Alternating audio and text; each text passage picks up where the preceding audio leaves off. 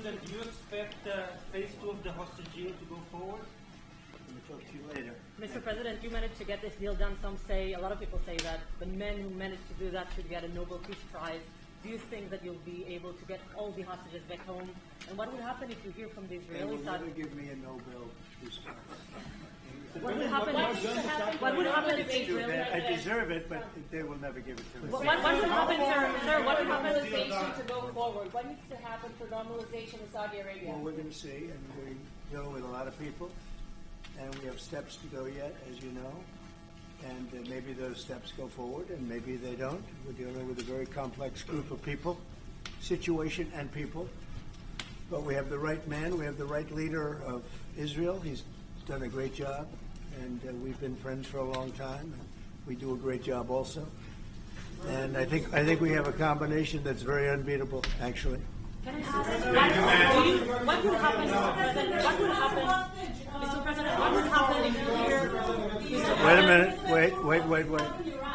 Where is that person? Where's that person coming from? Come on, go. Mr. You go. President, what would happen if you'll hear from the Israeli side today that they're not willing to go through with the deal to get all the hostages back home and finish the war? We'll see what happens. Whatever happens, we'll be prepared to handle the situation. Are the Saudis demanding a Palestinian state? Mr. President. No. Are the Saudis demanding a Palestinian state? No, they're not. No. Are they demanding a path towards a Palestinian state or any other recognition Everybody's of that demanding one thing. You know what it is? Peace. We want peace. We want people to stop being killed. But everybody's demanding one thing. Very simple, peace. And he wants peace also.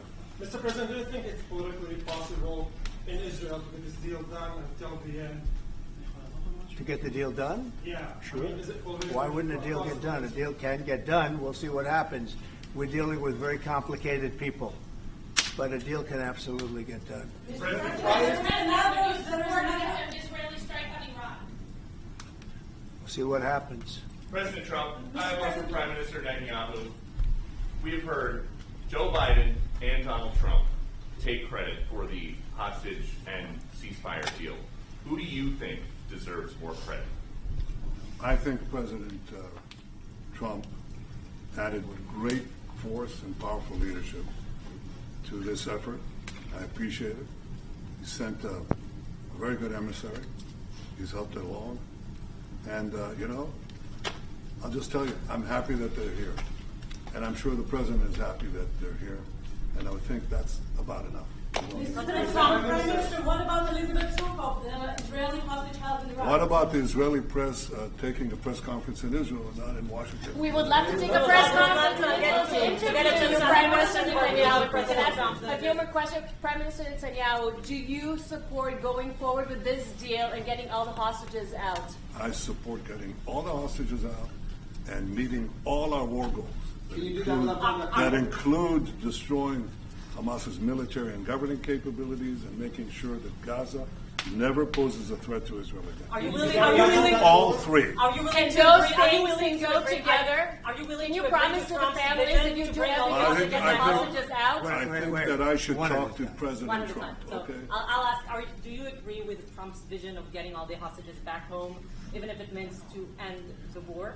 Well, I'm not sure that you articulate correctly what the President's vision is. You can ask, he can speak for himself. He does that very, very well. I have my own views, 3 goals. Not 1, not 2, 3 goals, and I will meet all 3 goals. I think the President can help enormously. He brings fresh thinking. Any address to the fact that terrorists who murdered hundreds of people who listed their own as the part of the deal? It's a horrible thing. We can't forget it. I'll never forget it, and you can't forget it. And some people want to put it out of their memory, but we're not going to ever let that happen. It was a horrible day, October 7th. That was a horrible period of time. And a lot of people like to pretend it didn't happen. It happened. There's a big group of people that like to pretend it didn't happen, like the Holocaust didn't happen. Same mindset. And now we're going to get this thing wrapped up, and we're going to get it done. We're also dealing, I think, very successfully with Russia, Ukraine. We're going to hopefully get that one done at some point in the not-too-distant future. That's a complex problem also. But we solve problems. When I left, we had no problem. There was no Ukraine and Russia fighting. There was no October 7th, there was nothing, and some very poor leadership led to a lot of problems and a lot of death. And it's a shame, but we'll put it out. We'll put out the fires. We have a lot of fires, but we'll put them out. Why do you want to support a Palestinian state like the peace plan you presented in January 2020? Is this plan still on the table? Well, a lot of plans change with time, and a lot of death has occurred since I left and now came back. This death occurred not while I was here, but while somebody else was here. It shouldn't have happened. They shouldn't have allowed it to happen. It would have never happened, and that includes Russia. Ukraine would have never happened. Not even a little bit, not even a chance. But now we are faced with a situation that's different, in some ways better and in some ways worse. But we're faced with a very complex and difficult situation, but we'll solve the problem. Refugees get from Gaza, out of Gaza. If not Jordan, Egypt, what other countries you think might accept Palestinians from Gaza? Well, I think Jordan and Egypt will. I know they've spoken about it with you, and they say they're not going to accept. I say they will. But I think other countries will accept also. I think that Gaza maybe is a demolition site right now. If you look at Gaza, it's all, I mean, there's hardly a building standing, and the ones that are going to collapse. You can't live in Gaza right now, and I think we need another location. I think it should be a location that's going to make people happy. You look over the decades, it's all death in Gaza. This has been happening for years. It's all death. If we can get a beautiful area to resettle people permanently in nice homes and where they can be happy and not be shot, not be killed, not be knifed to death like what's happening in Gaza. And right now you have in Gaza a very dangerous situation in terms of explosives all over the place, in terms of tunnels that nobody knows who's in the tunnel. The whole thing is a mess. And I think that if we can resettle, and I believe we can do it in areas where the leaders currently say no. I mean, I've been saying that with Mexico, having to do with the border and all of the things, and you saw what happened, 10,000 soldiers, and they're going to do a good job. I really believe that, and I believe Canada's going to do a good job also. They said the same thing, and then they did something much different than what you were hearing.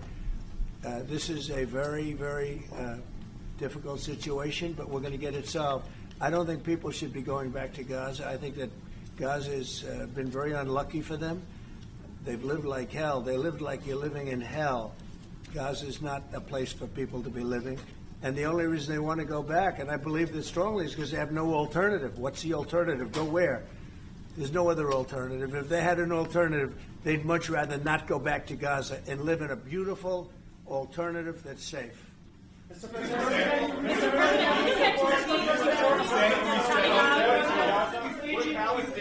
Peter?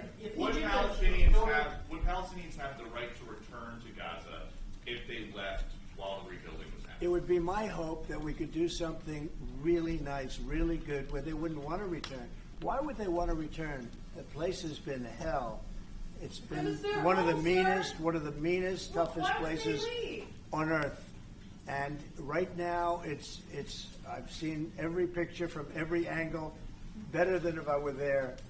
And nobody can live there. You can't live there. So if we can build them through massive amounts of money supplied by other people, very rich nations, and they're willing to supply it. If we can build something for them in one of the countries, and it could be Jordan, and it could be Egypt, it could be other countries, and you could build 4 or 5 or 6 areas. It doesn't have to be one area, but you take certain areas and you build really good quality housing, like a beautiful town, like someplace where they can live and not die. Because Gaza is a guarantee that they're going to end up dying. The same thing's going to happen again. It's happened over and over again, and it's going to happen again as sure as you're standing there, Peter.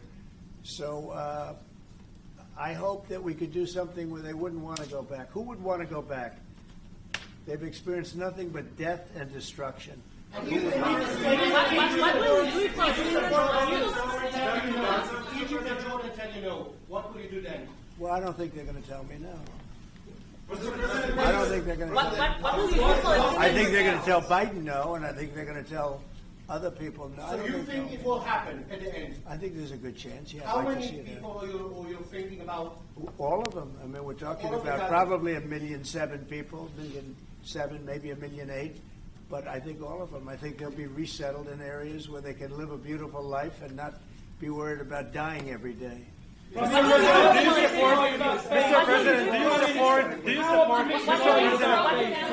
Mr. President, do you support building settlements, Jewish settlements back in Gaza in the next years?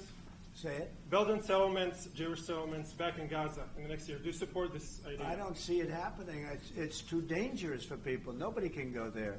It's too dangerous. Nobody wants to be there. Warriors don't want to be there. Soldiers don't want to be there. How can you have people go back? You're saying go back into Gaza now? The same thing's going to happen.